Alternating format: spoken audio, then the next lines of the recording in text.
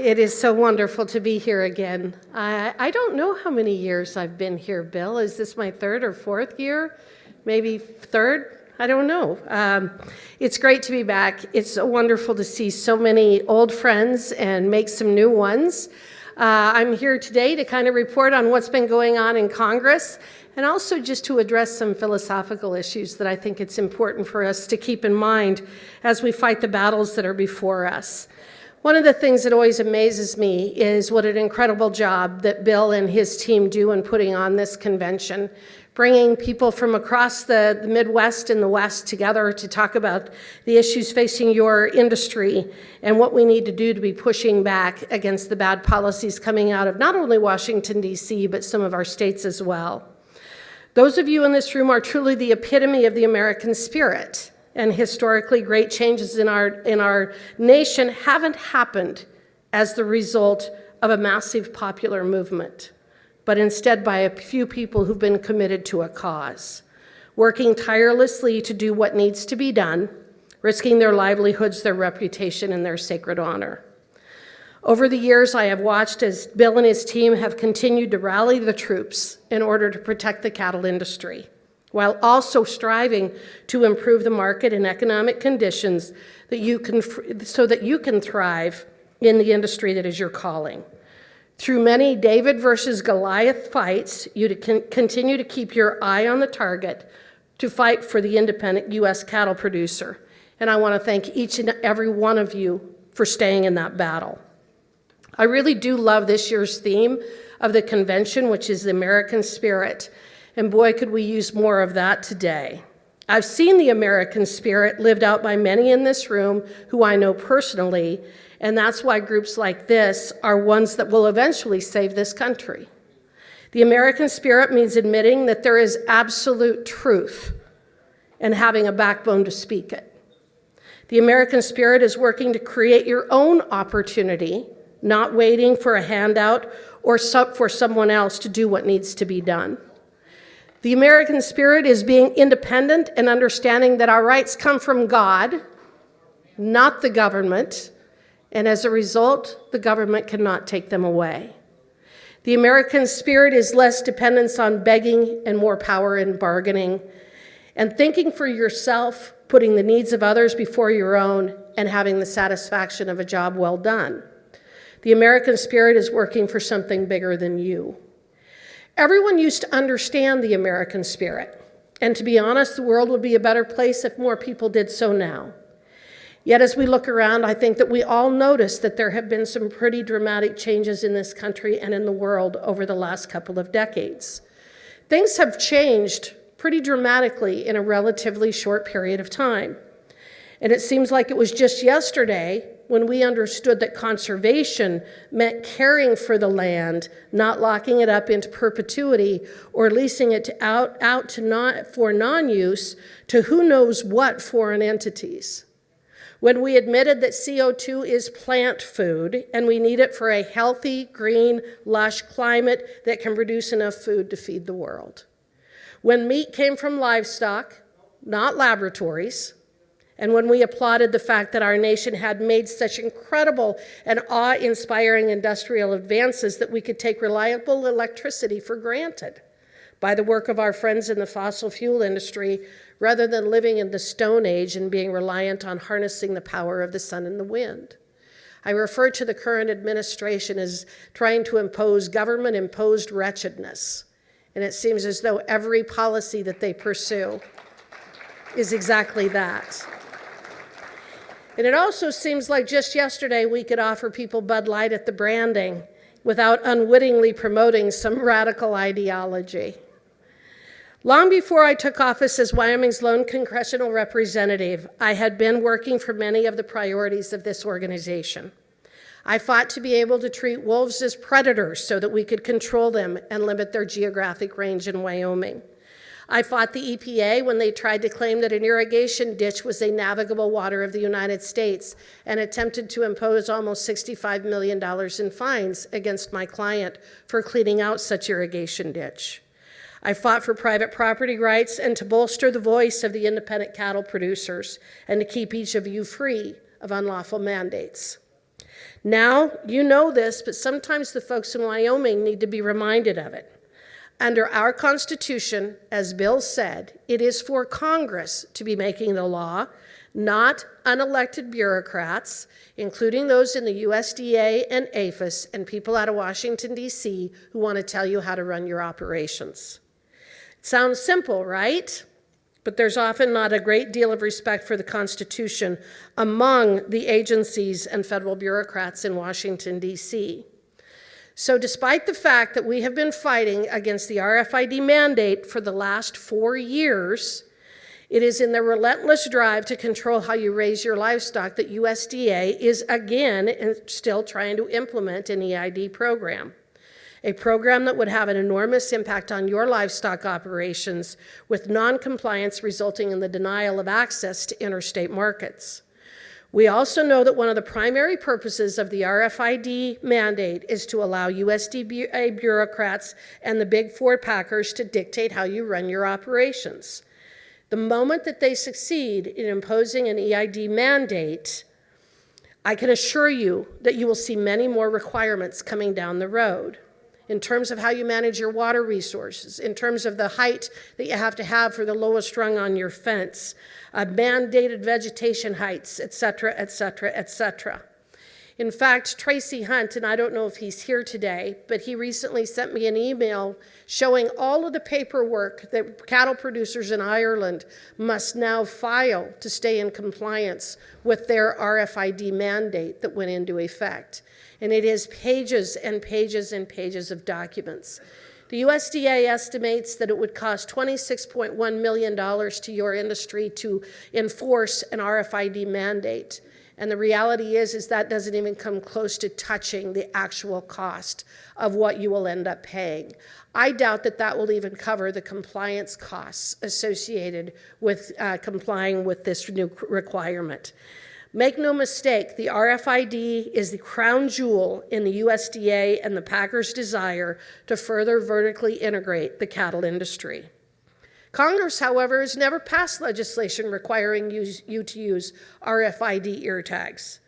So to combat what the USDA is doing, I have offered an amendment to the USDA appropriations bill that they cannot use any funds to implement their RFID mandate if they actually adopt one.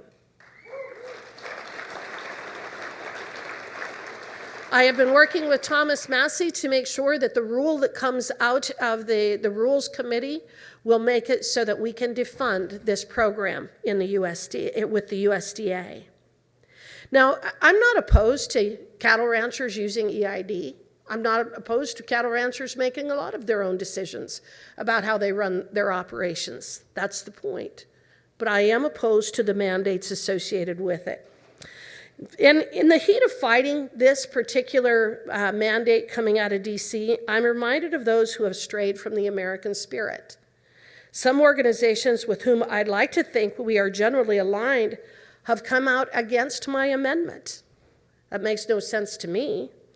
But I'm in fact speaking about the American Farm Bureau Federation, an organization with which we are usually good friends. On this issue, their attitude is that the USDA is going to adopt and implement an RFID anyway, so we may as well just get some money for compliance with it. It is this attitude and approach, always conceding to government authority and asking for cash in exchange, that has put us squarely in the situation that we're in right now. Comply or the agencies will destroy you. That's the key.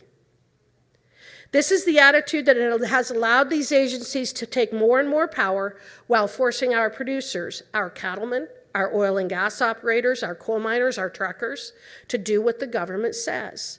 And every single time that we take this approach, we lose. The amount of money the government gives to us as their carrot is never enough for compliance, and it always, and I mean always, results in them taking more power, more control, more of your hard-earned money, and more of our very souls. We have to fight back. I, for one, will not stand by while bad actors and power-hungry bureaucrats who have never been more than 25 miles from Washington, D.C., use their authority in the United States Department of Agriculture to make production agriculture a thing of the past and ruin our industry. We must stand in resolve and stop this rule from being implemented. Find out who your friends are in the industry and fight against the rest. They don't have your best interests at heart. Dying by 1,000 cuts is still death. Fight back not only against those who seek to inflict them, but those who think that it's we who should tolerate them.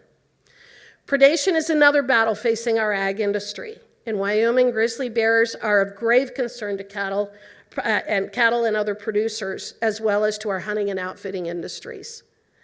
So I've introduced a bill to delist them from the endangered species list. The Greater Yellowstone Ecosystem grizzly bear met its recovery goal of 500 bears over 20 years ago, but environmental activists and bureaucratic intervention have prevented its delisting, despite the fact that even the Fish and Wildlife Service knows that Wyoming's bear management plan meets all of the Endangered Species Act requirements. Wyoming has spent over $59 million recovering the Greater Yellowstone Ecosystem grizzly bear, and we've done a damn good job. As a result, the bear population has exploded, both in number and in geographic coverage. We now have over 1,100 grizzly bears in the Greater Yellowstone area, with the Fish and Wildlife Service itself admitting that Yellowstone is saturated at capacity and cannot hold any additional bears. The longer we wait to address the grizzly population and allow Wyoming to manage the bear pursuant to our management plan, the greater the threats to humans and other species within the ecosystem. Delisting the grizzly bear is necessary to ensure that other species do not experience significant population decline. While the grizzly bear is not yet a threat to everyone in this room, at the moment the Endangered Species Act is. After 50 years, the intent of the ESA has been largely lost. The ESA is now often used as a mechanism by which environmental groups have weaponized the federal government and courts to impose restrictions on the use of private property and limit our ability to use our energy and water resources, while these groups also make massive amounts of money from the federal government through subsidies, NGO payments, and sue and settle actions. As implemented by the U.S. Fish and Wildlife Service and is enforced by our activist courts, success is not in recovering a legitimately threatened or endangered species, but in ensuring that a recovered species, no matter how robust in number or geographic range and health, is never, ever delisted. Critical habitat designations under the ESA are designed to cover large areas of land so that the federal government and environmental groups can control ever-expanding swaths of property and water. In short, it's just nothing but a land grab. The Endangered Species Act needs serious reform, and that's why I have joined the ESA working group in Congress. The goal of the working group is to publish a series of policy recommendations to reform the ESA to the benefit of the American people and species conservation. Another landmark challenging our ag industry is that of country of origin labeling.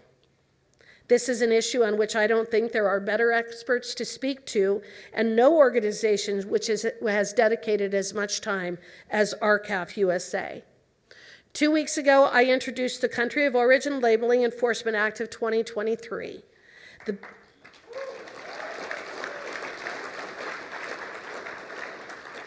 The bill, which to my surprise has both Democrat and Republican support, seeks to prohibit beef retailers from designating foreign beef as an American-made product by defining U.S.-produced beef as coming from animals exclusively born, raised, slaughtered, and packaged in the United States. But we didn't stop there. The bill hits processors who do not comply with a $5,000 per pound fine of beef illegally labeled as made in the USA. And as if we needed one more battle to fight, Joe Biden's 30 by 30 initiative, which I was asked about today, deceivingly named the America the Beautiful plan, is a gruesome land grab. The president says the call to action is to work together to conserve, connect, and restore 30% of our lands and waters by 2030. Like I said in my remarks last year, the 30 by 30 plan is nothing more than a means to control your property and ultimately to control you. Many of my colleagues understand this, and we are working to stop it at every single turn. The fact is that there is so much that is going on, and there are so many issues that are facing us right now, but there are also some reasons to remain hopeful. And having been in Congress now for 7 months, I can tell you that I am more optimistic than perhaps you would expect me to be. And the reason that I am is that there are a lot of people back in Washington, D.C. who are just like me. They see what the issues are. They want to fight them. They want to work together to resolve the challenges that we're facing. One of the things that happens when you have a crisis is that people truly do come together to try to address it. And I don't know that I've ever seen a time in my country's history, at least since I've been alive, where we have faced the multiple crises that we do on the multiple fronts that we have. But calf prices remain strong, as do the futures supporting them. We've had record-breaking moisture across the region, and there's an abundance of hay everywhere you look. My brother Hugh, who farms and ranches near Fort Laramie, Wyoming, reported a new record at the Hageman Ranch this year. On July 17th, they baled 266 big round bales in one day.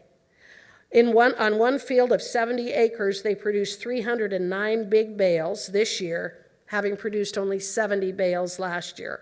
And that is a change to celebrate.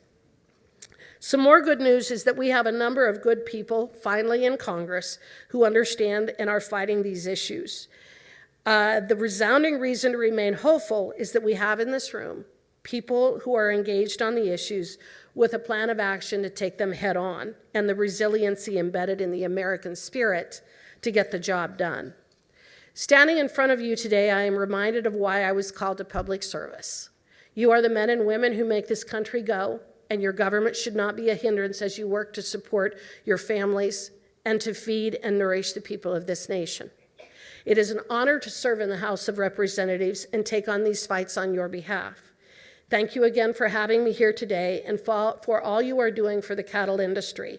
I support you fully and will continue to fight for you in Washington, D.C. Thank you.